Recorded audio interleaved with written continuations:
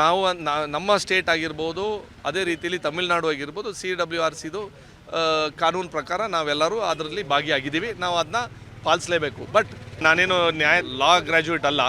But ಬರ ಇರೋದಂಥ ಸಂದರ್ಭದಲ್ಲಿ ನಾವು ಸುಪ್ರೀಂ ಕೋರ್ಟಲ್ಲಿ ಅಪೀಲ್ ಮಾಡೋಕ್ಕೆ ಅವಕಾಶ ಇರ್ತದೆ. ಮಾತ್ರ ನಮ್ಮಲ್ಲಿ ನಮ್ಮ ಅದೃಷ್ಟ ಏನು ಅಂತಂದರೆ ಕೊಡಗಿನ ಭಾಗದಲ್ಲಿ ಕಳೆದ ಒಂದು 10 ದಿವಸದಿಂದ ಸ್ವಲ್ಪ ಮಳೆ ಸ್ವಲ್ಪ ಚುರುಕಾಗಿದೆ.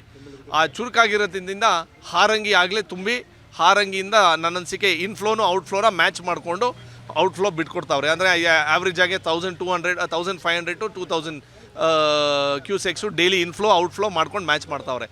ನಮ್ಮ ಇಡೀ ಸ್ಟೇಟಲ್ಲಿ ಏನಾದರೆ ಒಂದು ಡ್ಯಾಮ್ ತುಂಬಿದರೆ ಅದೊಂದು. ಮಾತ್ರ ಈ ಭಾಗ ಮಡಿಕೇರಿ, ವಿರಾಜಪೇಟೆ, ನಾಪೋಕ್ಲು ಭಾಗ ಮಳೆ ಒಯ್ದಿರೋದ್ರಿಂದ ಅದು ಕಾವೇರಿ ಬೇಸನಿಗೆ, ಕಾವೇರಿ ನದಿಗೆ ಹೋಗೋಂಥ ನೀರು. ಆ ವಿಚಾರದಲ್ಲಿ ಮಳೆ ಚೆನ್ನಾಗಿ ಬರಲಿ. ಮಳೆ ಬಂದಂಥ ಸಂದರ್ಭದಲ್ಲಿ ಬೆಂಗಳೂರಿಗೆ ಅನುಕೂಲ ಆಗಬೇಕು, ತಮಿಳುನಾಡು ಅನುಕೂಲ ಆಗಬೇಕು. ಮಾತ್ರ ನಮ್ಮ ಪರಿಸ್ಥಿತಿ ಹಿಂಗಿದೆ. ಜೋರಾಗಿ ಮಳೆ ಬಂದರೂ ಕೊಡಗಲ್ಲಿ ಈ ಥರ ಅನಾಹುತ ಆಯ್ತವೆ. ತಮಿಳುನಾಡಿಗೆ ನೀರು ಕೊಡೋದು ಬಿಡೋದು ಅದು ನಮ್ಮ ಸರ್ಕಾರದ್ದು ತೀರ್ಮಾನ.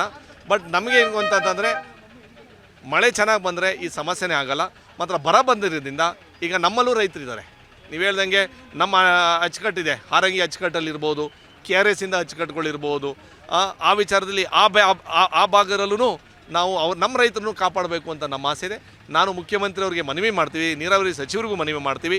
ಈ ಭಾಗದಲ್ಲಿ ನನ್ನ ಕ್ಷೇತ್ರಕ್ಕೆ ಬರೋಂಥ ಹಾರಂಗಿ ಚಾನಲಲ್ಲಿ ಕುಡಿಯೋ ನೀರಿಗೆ ಕೆರೆ ತುಂಬಿಸೋಕ್ಕೆ ನಾವು ನೀರು ಬಿಡಬೇಕು ಅಂತ ನಾವು ಅವ್ರಿಗೆ ರಿಕ್ವೆಸ್ಟ್ ಮಾಡ್ತೀವಿ.